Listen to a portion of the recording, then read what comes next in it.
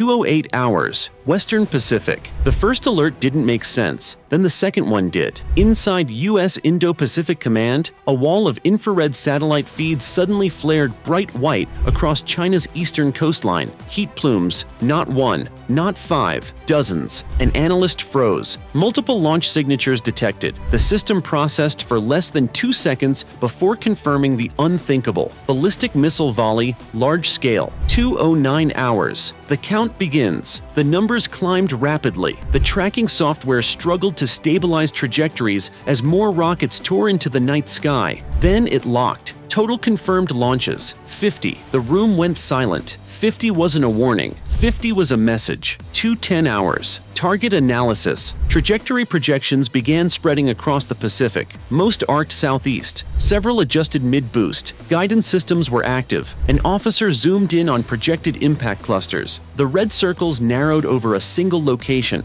a major U.S. air and naval base in the Western Pacific. Runways, fuel storage, missile defense batteries, docked ships. If even a fraction hit, the base would be crippled. 2:11 hours. This is not a test. Communications lines lit up between regional commanders. Confirm no scheduled drills. Negative. Confirm no allied launch exercise. Negative. The conclusion was immediate. This was intentional. 2:12 hours. Defense protocol. Alpha missile defense systems across the Pacific snapped to life. THAAD batteries elevated. Patriot launchers recalibrated. Aegis destroyers at sea rotated radar arrays toward incoming tracks. Space-based sensors fed live targeting data. The commander gave the order, engage layered intercept. 2:13 hours. Hypersonic signatures detected. A new complication appeared. 5 of the incoming missiles altered trajectory sharply during boost phase, velocity increasing beyond standard ballistic profile. An analyst's voice tightened. Possible hypersonic glide vehicles mixed into the volley. That changed everything. Hypersonics maneuvered unpredictably. Harder to track, harder to kill. 2:14 hours, time to impact. Estimated time to first intercept window, 6 minutes. 6 minutes to stop 50 missiles. No room for hesitation. 2:15 hours, the first interceptors launch. From the base itself, THAAD interceptors roared into the sky. From offshore, Aegis destroyers fired SM-3 missiles in rapid sequence. White plumes streaked upward across the Pacific night. Above them, 50 red arcs descended. 2:16 hours, mid-course chaos. The first collision occurred high in the atmosphere. A Chinese missile shattered into fragments. Cheers were brief, because dozens remained. Intercept icons blinked across the tactical screen. Some hits, some misses. Debris clouds forming. Then, a hypersonic vehicle dropped sharply below expected altitude, its glide path unpredictable. Target, directly toward the base's primary runway. 2:17 hours, saturation point. The defense grid strained. Incoming tracks still numbered over 30. Interceptors dwindled. Aegis ships reloaded mid-sequence. Patriot batteries prepared for terminal phase engagement. The sky above the base glowed faintly from distant detonations. The Pacific had become a missile corridor. 2:18 hours, first impact. A shockwave rocked the ocean miles offshore. One missile slipped through. It detonated in open water. Close. Too close. The base commander's voice stayed steady. Continue engagement. 2:19 hours, hypersonic breakthrough. The maneuvering glide vehicle evaded 2 intercept attempts. Altitude dropping, speed extreme, terminal defense window closing. Patriot batteries fired. The sky lit up. 2:20 hours, explosion.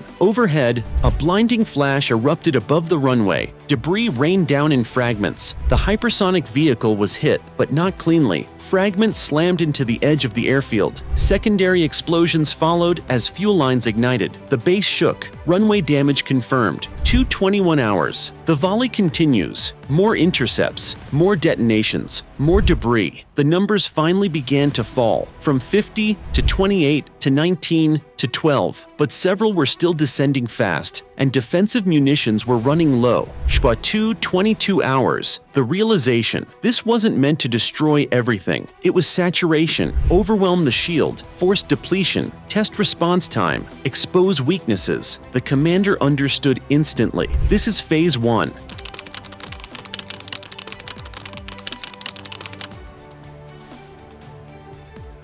(2:23 hours). New radar spike. Just as the last of the initial volley entered terminal descent, satellite feed updated again. Fresh heat plumes on China's coastline. Additional launch preparations detected. The analyst didn't finish the sentence. He didn't need to. The first wave wasn't the end. It was the opening move. 24 hours. Smoke drifted over the base. Fires burned along the runway's edge. Interceptors reloaded. Ships repositioned. Command lines buzzed with one unavoidable question. If this was only Phase 1, what was Phase 2? And how far was China willing to push? 25 hours. Phase 2. Confirmed satellite infrared flared again over China's eastern coastline. Not 50 this time, but enough. Additional launch vehicles moving into position. Fueling activity detected. Mobile transporter erector launchers dispersing inland. The first wave had been saturation. The second would test what remained. 26 hours. Damage report. On the U.S. base. Primary runway, partially disabled. Secondary runway. Operational fuel depot. Minor structural fire. Contained missile defense batteries. 60% interceptors expended operational, but strained. The base commander didn't hesitate. Prepare offensive counterstrike package. 27 hours, America responds. Hundreds of miles away beneath the Pacific surface, a U.S. attack submarine received coded authorization. Moments later, vertical launch systems opened. Cruise missiles erupted from the sea in near silence. Low altitude. Terrain following. Destination. Identified Chinese missile launch sites. 29 hours. Air power mobilizes. Despite runway damage, emergency repair crews cleared enough space for rapid launch. 2 F-35s lifted first, then additional aircraft from nearby Allied bases. Airborne refueling tankers redirected. AWACS aircraft expanded surveillance coverage. The sky was no longer defensive, it was transitioning. 32 hours, Cyberfront ignites. Simultaneously, U.S. cyber units activated pre-positioned digital countermeasures. Command and control networks along China's coastal missile brigades experienced cascading system failures. Data feeds corrupted. Targeting grids desynchronized. Launch authorization nodes slowed. Not permanent disruption,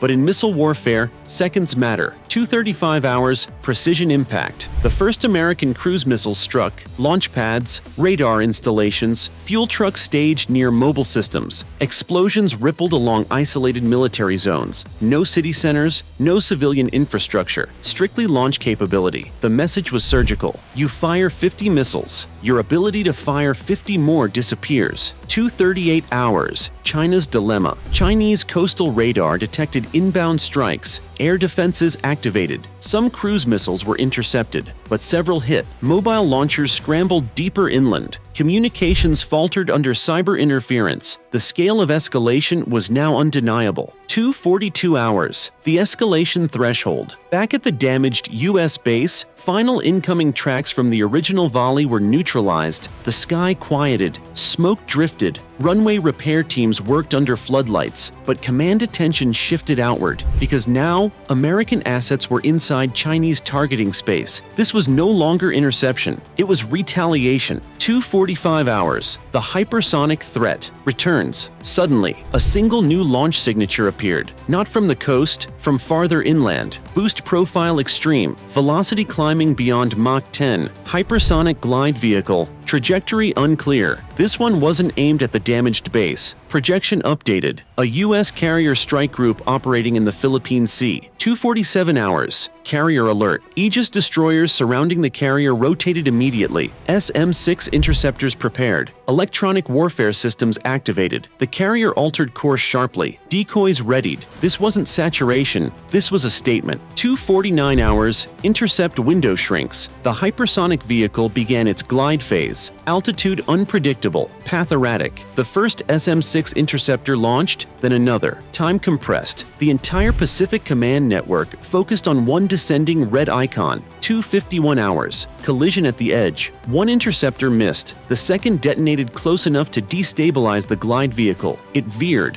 Fragmented. Debris splashed harmlessly into open water miles from the carrier group. The threat was neutralized, but the message was clear. China was escalating deliberately. 255 hours. The decision point. Inside Indo-Pacific Command, the operational map glowed red and blue. China had launched 50 missiles, followed by additional attempts, followed by a hypersonic strike on a carrier. The U.S. had intercepted most, struck back surgically, degraded launch infrastructure. Now came the hardest question: escalate further or pause? 2:58 hours, strategic broadcast. A formal military statement was transmitted. Missile attacks against U.S. forces in the Pacific have been intercepted and launch capabilities neutralized. Further aggression will result in expanded response. No theatrics, just clarity. 0305 hours. Silence over the Pacific. No additional launches. Chinese radar activity reduced. Mobile systems dispersed but not firing. The immediate storm began to settle, but the balance had shifted. Final reflection. China attempted to overwhelm the shield with sheer numbers. Saturation, hypersonics, carrier targeting. But the layered defense held. And when the first wave struck, America did not wait for a second to land. It answered, not blindly, not recklessly, but with overwhelming precision.